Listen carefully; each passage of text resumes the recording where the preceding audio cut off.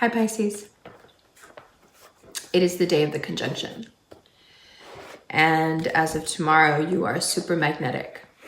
Now, in the past few days, a relationship that was super messy, very toxic, has fallen apart. Some of you thought you'd be together forever, may even be married, and now you don't know anymore. The thing is, nothing I say is going to make a difference before the 13th because you need to authentically feel what you feel about what is presented to you before now and make a decision based on what you are willing to, what position you're willing to play in other people's lives. If there is a Sagittarius in the mix, they are very keen to get your attention. But more than that, the energy of the Temperance card is that of balancing not just the heart and the mind, not just understanding and feeling, but whatever happens when you combine the two and you go past that. There is a lack of judgment with the Sagittarian energy. There is a willingness to go beyond what you would normally tolerate because you can understand it. So for some of you, that means, you know, that one aspect of the Sagittarius energy is, I've had enough. This is beneath me. I'm out. And a lot of you have embodied that in the past 2 weeks. And then there are those of you who have followed the other route, which is, okay, well then I'll be even more this thing. I'll make you treat me even more like this. I will make this same mistake even more and see what happens. So that would include someone saying, this isn't working for me, or we both know this has been toxic for a long time, and you pursuing them and trying to get them back anyway. It's a very good example of that. At the bottom of the deck here is the 10 of Pentacles, the Magician, the Sun. Wow. The 10 of Swords and the Tower. What a can of worms.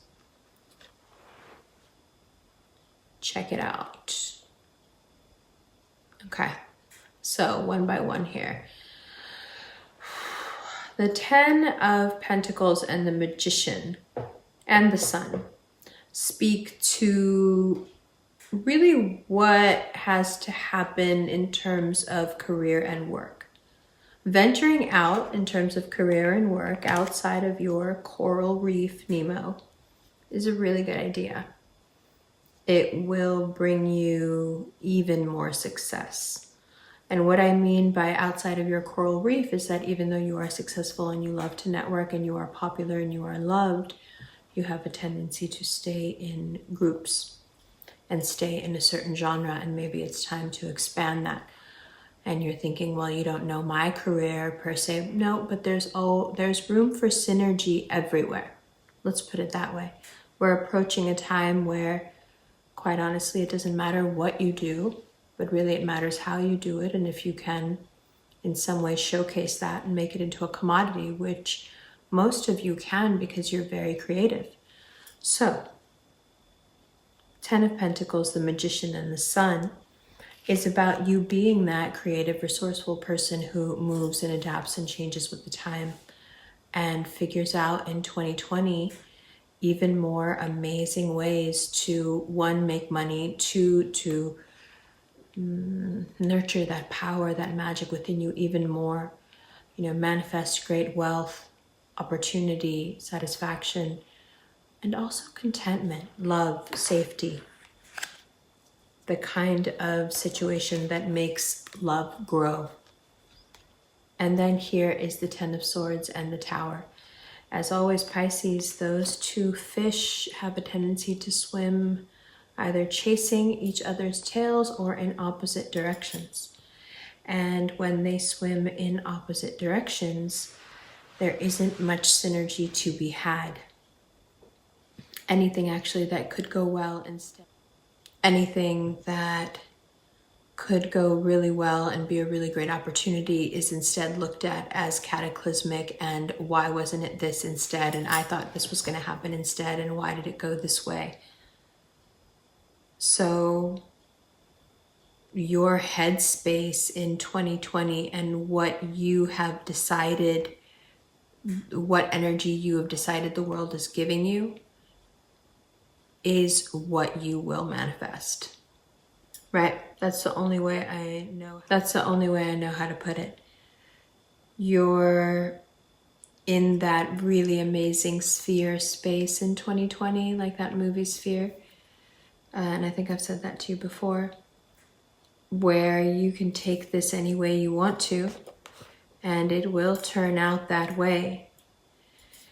And the fear that you have, especially those of you where the shallow or toxic or in some way or another very unstable thing that's fallen apart, the fear that you have is that will just happen again. That will become the norm. Why did that happen? That's my fault. It shouldn't have happened. No, it absolutely should have happened, albeit it didn't have to be that abrupt. I understand, but again, conjunction. Okay, so High Priestess, 5 of Swords, 3 of Wands, and the Gemini card. Yeah, there has been dissolution. There will continue to be dissolution of the relationships that are just not healthy, not based on trust, not based on love, not based on truth. If you were dealing with a Gemini, you have probably through the grapevine, because you know they didn't tell you, you figured out that they've been lying to you and that they've moved on.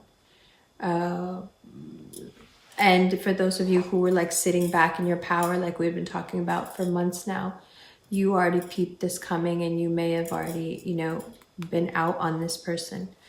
So, but either way, you're keenly aware now that this lover's energy has moved on.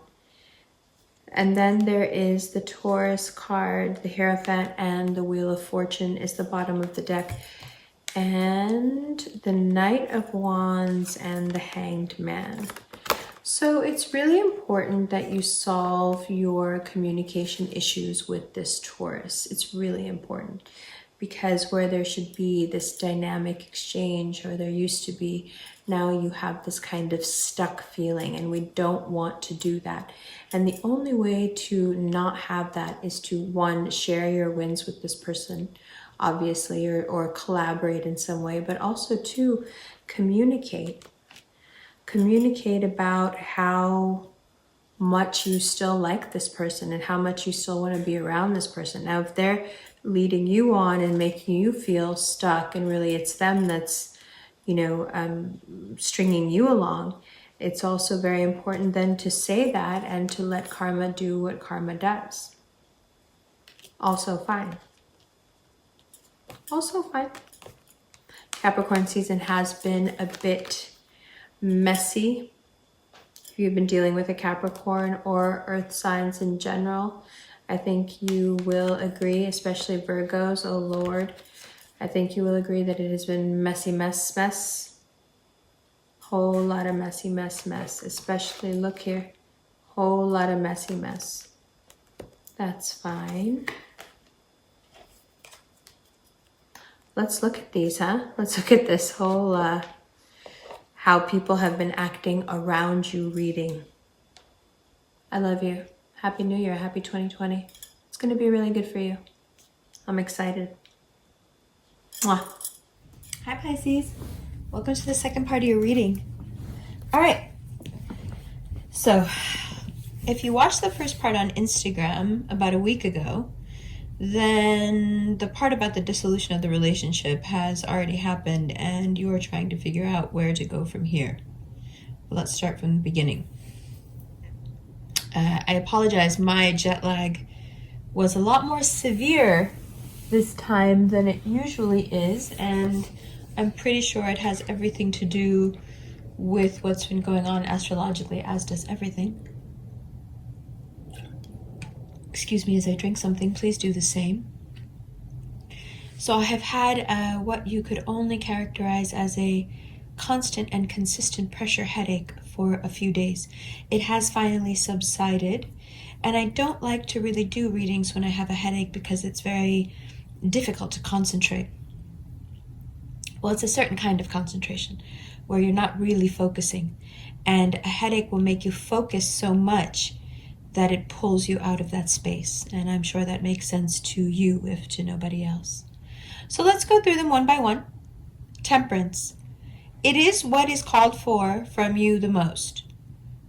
There are many opportunities in the next 15 days or so where you will be severely tested in terms of being able to keep your cool. And it looks like you will do so. And a big part of that is just understanding how much you would have to lose. Now, for some of you, you did keep your cool. You did things the way you were supposed to, even though it might have been against your nature. And now you feel quite slighted and upset that things didn't turn out the way they should if you do everything right. And why? Because the person you were dealing with was duplicitous and not telling the entire truth. In what way? It doesn't have to be betrayal. It doesn't have to be some kind of romantic betrayal. It's it can be, not telling you the truth about something about their family. It can be not telling you the truth about something about how they're making money. For a lot of you, it's this kind of really extreme realization that this person doesn't have future plans with you. They're not looking into the future with you. You get this keen awareness that some of you, and you've already had this brewing, where all of a sudden you're realizing that this is kind of a good time situation, even if it's been long term. And that may be why you have been feeling stuck. Now, in this feeling stuck and being quiet and pulling back, you have learned a lot. So I wouldn't completely discount it. And it has been the reason you have had the ability to see what was really going on. And a lot of what's really been going on, the only reason you couldn't see it until now is because you couldn't stretch your mind enough to think that someone could lie that much.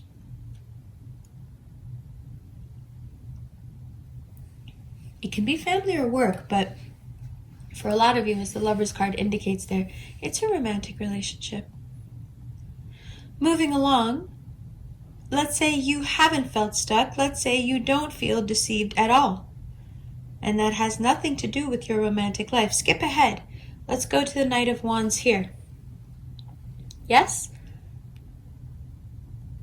Look out for the simple email. Look out for the casual mention by the friend. Look out for the casual introduction by a coworker or friend or family member. The seeds planted in the next 2 weeks can bear fruit for a very long time. And you have everything you need right now to make the perfect impressions and to garner the right connections and to really make it happen for yourself in a way that makes you long-term wealthy, God willing. And you have all those planets there in Capricorn to support you.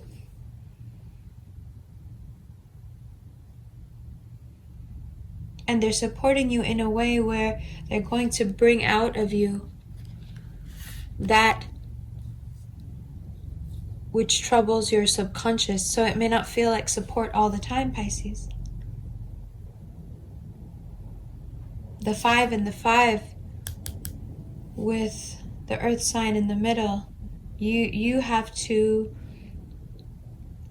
make some tough decisions. Because you're going to feel the way your partner feels. You know that about yourself. You absorb emotions,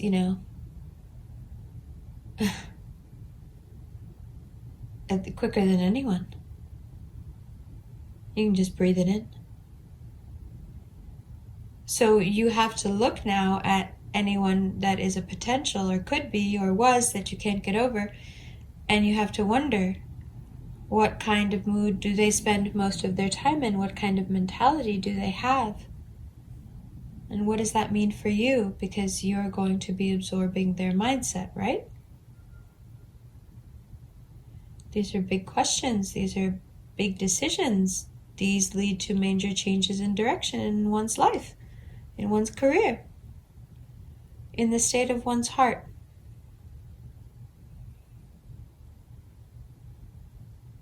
So it's worth really considering, as sacrilegious as this is to say in a Pisces reading, it is worth considering if in fact love is enough, and how important is disposition, especially for a Pisces. Good. Let's look at it in the extended. We're going to get into it right now. Love you. Hi, Pisces. Welcome to your extended. Okay. Ooh, the earth signs. I didn't want to say anything in the general, right? Because I didn't want to throw mad shade, but the earth signs are all right here. And they're all being indicated as people that you should be keeping your distance from. Although it can work out with the Taurus, I will say that, because they're on a whole other wave. So let's not include them. That's not fair. But the Capricorn and the Virgo, oh boy. You know, I think once a year, everyone remembers again how toxic Virgos are. And everyone does a Virgo purge. Everyone I know right now is getting rid of the Virgos in their life. It's so weird. And I'm telling you, it happens every year. It's so strange. And then they go through a period of, trying to kind of win those people back or proving themselves. And sometimes they do and sometimes they don't. And then the next year it happens again. And then somewhere, I guess, in between, there's moments of respite where I don't know. I don't know.